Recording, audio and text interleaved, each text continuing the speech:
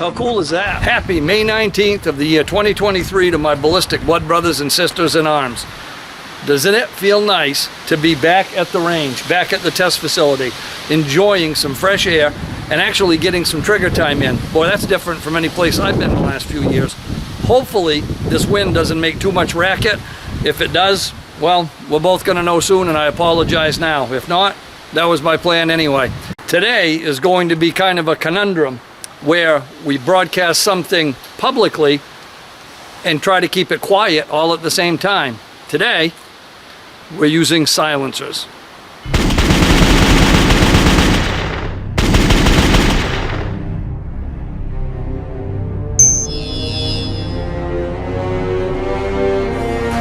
Yes, I could hear some of you all the way from this side of the camera. They're not called silencers, they're suppressors. Yeah, we all know exactly what we're talking about. When Maxim made his first sound suppressors, his first gun mufflers, his first silencers, he marketed them as Maxim silencers. So I think I'm going to take it from that expert and believe that the name silencer is just as legitimate as the name suppressor or muffler or can or anything else that we're discussing where we all know what we're talking about. Today we've got a few different suppressors, silencers, cans, gun mufflers, and want to talk a little bit about their benefit. Some people, it seems, that are a little bit newer to these tend to, what's the expression, can't see the forest through the trees, and get a little bit too excited about all of the technical specs and forget about the actual reason that we use these things, how they work, why they work, and what they're beneficial for in the first place. So today we're just going to talk a little bit about that. So recently I was cataloging that OSS high standard suppressor that just went across the podium at Pool and Auctions, and it got me thinking how much I like those suppressed 22 pistol platforms, and I remembered, hey, I've got one that's now similar to that. Not made by High Standard, not owned by a spook agency, but a suppressed, integrally suppressed 22 pistol. This is my little Ruger, and it was integrally suppressed, I don't know, I've had it about 30 years, by Gun Technology. Roy Delbert and I made all kinds of transferable machine guns and an early suppressor, something like this, back in the 80s and 90s. It's a neat piece, it's a lot of fun to shoot. It was about as modern as technology was in that period, and it actually functions pretty well. And again, it's just fun to shoot. And that's one of the things that people forget about sound suppressors. They get too bent up on the materials that they're made of and the ballistic coefficients of the ammo that they're running through them and the sound theory. And they forget that to most of us, when we're not using them in a professional capacity, they're just fun. They're just plain fun. They're pleasant to use. You don't need hearing protection on the firing line. People don't have to scream and holler to communicate. If something unsafe takes place downrange or on the line, it's easy to just say, hey, heads up. You don't need to blow any air horns or whistles or raise any flags. You can communicate just like we're doing now. And that's one of the beauties of sound suppressors themselves. This is a pistol that was part of a project that I refinished for an article in Small Arms Review magazine a long time ago. And as you can see, it's still in pretty decent shape. And I think the point of the exercise was, if a knuckle dragger like me could do a job like this, probably most people could as well. I'm going to put a couple rounds in the sand downrange, then I'm going to put a couple rounds on the steel targets so you can hear how quiet this gun actually is, and hear how interesting it is to hear that full report from the steel without having it covered up by the expulsion of gases that you have without a sound suppressor.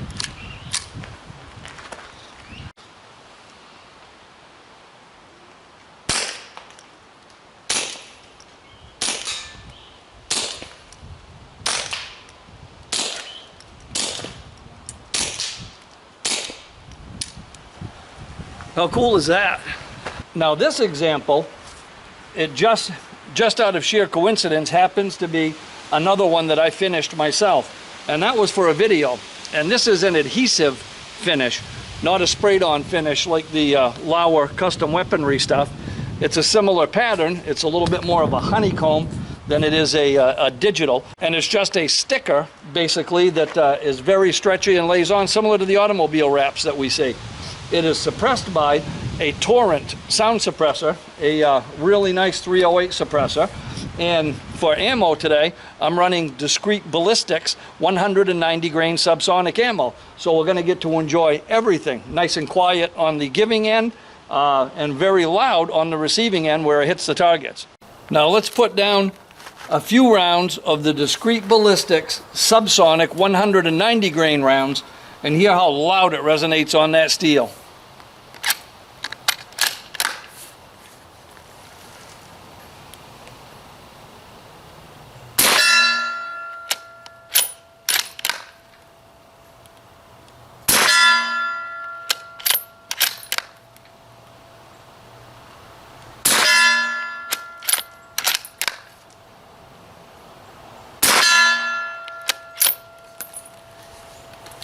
Isn't that awesome? That never gets old. Now this rifle is a very special one to me. If you've been following the channel for any period of time, I'm sure you've seen it before. It is a BCI Defense Professional Series rifle that James Brown built for me. God rest his soul. James was an awesome human being. I miss him dearly. A lot of us miss him dearly. And he's going to live on as long as I have a heartbeat. Through the things that he left behind with me and the amazing memories we have. So today we're running another Torrent sound suppressor, but we're not using subsonic ammo. This is just full boat green box Remington 55 grain hollow point stuff. And if you fired any of this, you know how loud that is. Even though it's supersonic, it's still not only below the threshold of damage, but way below the threshold of pain. Let's put a few rounds into the steel with this rifle and see the difference.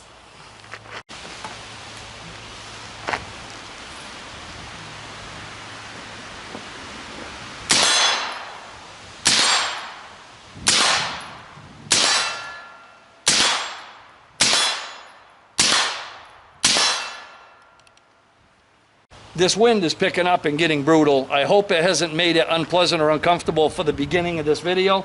We don't really have any option but to be outside when we do something like this. But I want to talk about suppressors with you a little bit more. Let's go in the bunkhouse where we can control the wind flow and chat a little bit in there. There we go. That's a much better opportunity to actually chat a little bit without that wind destroying the cameras.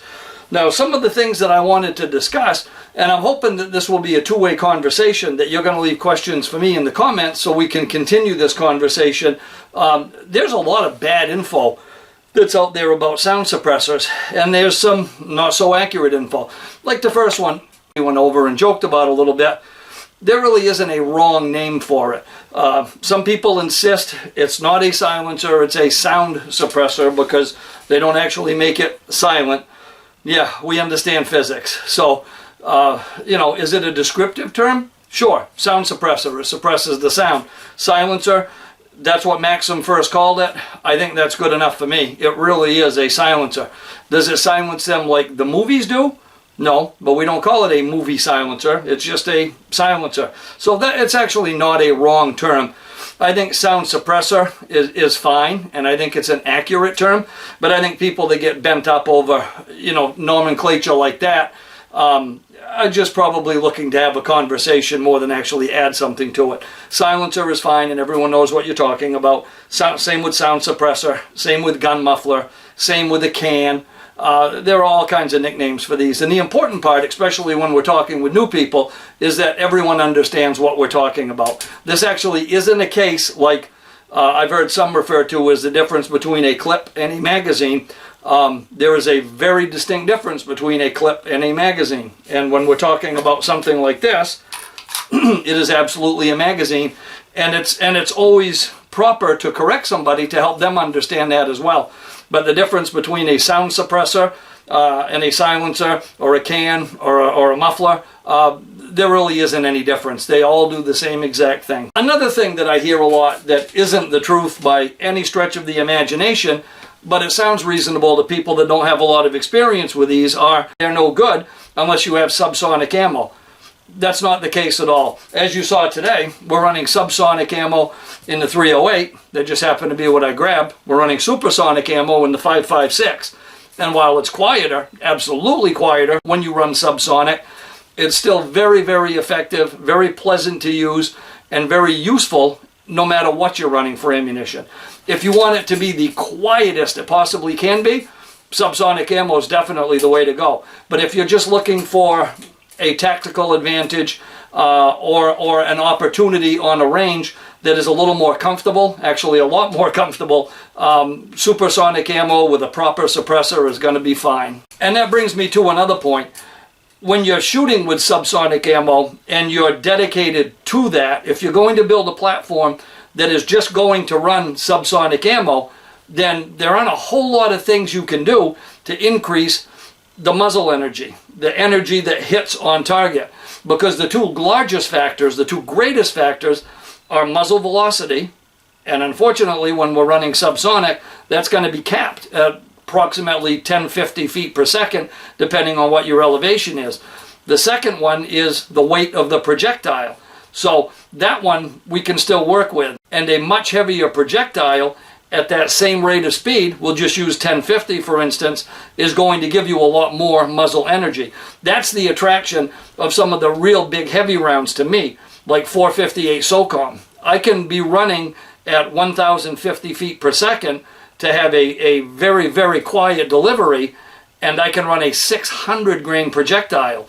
And that's a lot of muzzle energy. That's a lot of impact. That's a lot of energy on the target that gets us right back up to supersonic type muzzle energy with other rounds. So you're not really trading off too much. So it isn't necessarily true that you're dealing with something that doesn't have any power once it stays subsonic, because there are other things that we can do to affect that greatly.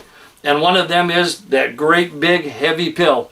Something that a lot of newer people to sound suppressors don't often understand is that the point of impact shift has the potential to change drastically when you shoot your firearm without a suppressor as compared to with a suppressor on it. Quite often it's important to sight it in exactly as you're going to use it. Now I've seen some suppressor companies claim 0 point of impact shift, but I've yet to see it. I've had some that are pretty darn close. I've had some that are very, very close, but not anything with enough continuity for me to be able to recommend that company and say these cans don't have point of impact shift, because I found it to vary very heavily on the platform. If it's a heavy barrel bolt action rifle, then it might have a little less point of impact shift than if it is a, say, 22 pocket rifle. There might be a lot more point of impact shift. Or a pistol round as compared to a high velocity rifle round. You're going to deal with more point of impact shift with one than the other. There are things that you can do to minimize that point of impact shift, but that's just fine tuning, and that's part of the fun of working in an industry like this. One place that there is a terrible amount of misinformation is within the media. I'm not going to point my finger at Hollywood, because their job is to entertain, not educate. Unfortunately, too many people that watch movies don't know the difference between those two, but the media is supposed to give us non-biased information. I know, insert laugh track here. Unfortunately, it's all over the map. They're not simply and only an assassin tool in which no one else has any interest or business using them, not by a long shot. For a matter of fact, several countries almost make it mandatory to use a sound suppressor, because it's rude and impolite to be making all that noise when you don't have to. It's really no different than an automobile exhaust, and that's the way that they work.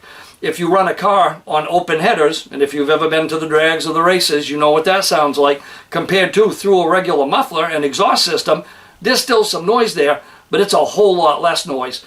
And to contrast that, if you ran your dirt bike, if you took the muffler off your dirt bike and drove it around on BLM land, you'd probably be fined, not only for the spark arresting that's gone that the muffler provides, but the excess noise that you're making.